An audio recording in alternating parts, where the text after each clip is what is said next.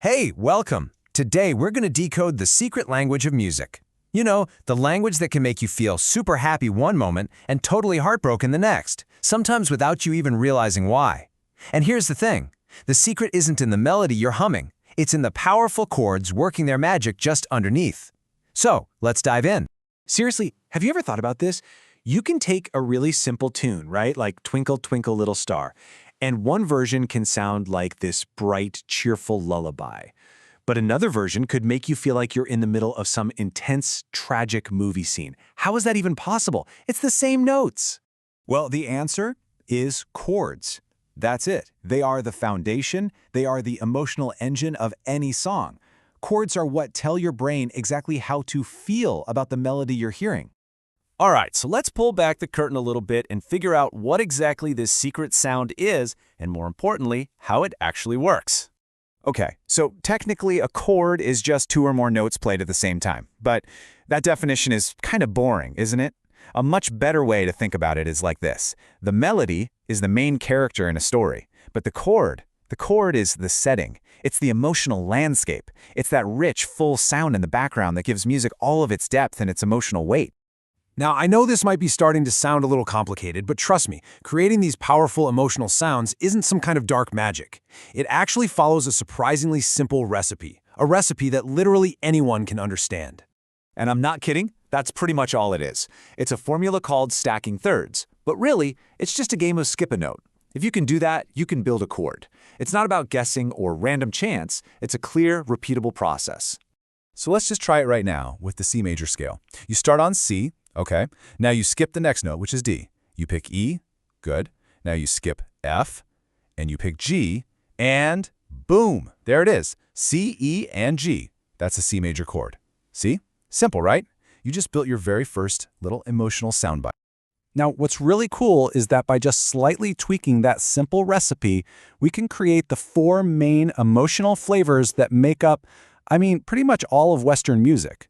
You can think of these like the primary colors that a musician uses to paint the mood of a song. Okay, so this right here is the cheat sheet. This slide maps the formulas directly to feelings. Major chords, they sound happy, bright, stable. That's your classic pop anthem. Minor chords, those are your sad, emotional, introspective sounds, perfect for a heartfelt ballad.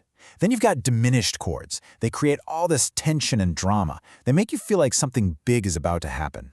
And finally, augmented chords have this weird, dreamy, kind of floaty quality. The main takeaway here is that these aren't just collections of notes. They are literally feelings bottled into sound. But here's the next layer of the secret. Musicians don't just throw these emotional flavors around at random, oh no. Just like colors on an artist's palette, the chords in any given song almost always belong to a very specific, harmonious family. And where does this chord family come from? It comes from the scale. So if a song is in the key of C major, then that C major scale becomes the source material. It's like the DNA for every single chord you're going to hear in that song. It's all connected. So check this out. If we use our skip a note rule starting on every single note of the C major scale, we get this beautiful, totally predictable pattern. The chords built on the first, fourth, and fifth notes, they're always major. The second, third, and sixth, always minor. And that seventh one, that's our tense diminished chord. And get this pattern is the same for every single major key. This is the master blueprint for songwriting. And of course, musicians have a secret code for this blueprint, Roman numerals. It's super simple. Uppercase means it's a major chord. Lowercase means it's minor. It's this universal language that lets any musician anywhere in the world know exactly what emotional field to play. Okay, so we've got our chord families. We know the blueprint. But how do the pros make everything sound so seamless and flowy? This is where we get into the more advanced brushstroke techniques, the stuff that really separates the amateurs from the pros. See, the secret is that the best musicians are always thinking about the smoothest possible way to get from one chord to the next. They don't want to make these big, clunky jumps up and down the keyboard. And their number one tool for creating that smooth, connected sound is something called an inversion. An inversion is just the same chord. It has the exact same notes, but they're simply shuffled into a different order. So for example, instead of the standard C-E-G, you could play E-G-C. The emotional feeling is exactly the same, but rearranging the notes like this lets your hand move a whole lot less, which creates a much smoother, more elegant sound. All right, We have saved the absolute best for last. Inside that chord family we've been talking about, there is one chord that has the special, almost magical power.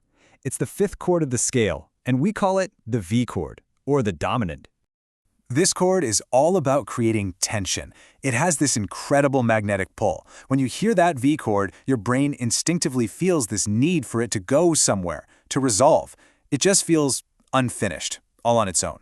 And where does it want to go? It wants to go home, right back to the I chord, where we started. That movement, from V to I, is the musical version of a story's climax and its resolution. It's that ah feeling you get at the very end of a great song. It's the sound of arrival, the sound of completion. And honestly, it's probably the most satisfying sound in all of music. So, there you have it. You now have the official decoder ring. You know the recipe for happy, for sad, for tense. You understand the family rules, and you know the power of coming home. So the next time you put on your favorite song, listen deeper. Listen for that secret language. What story are the chords trying to tell you?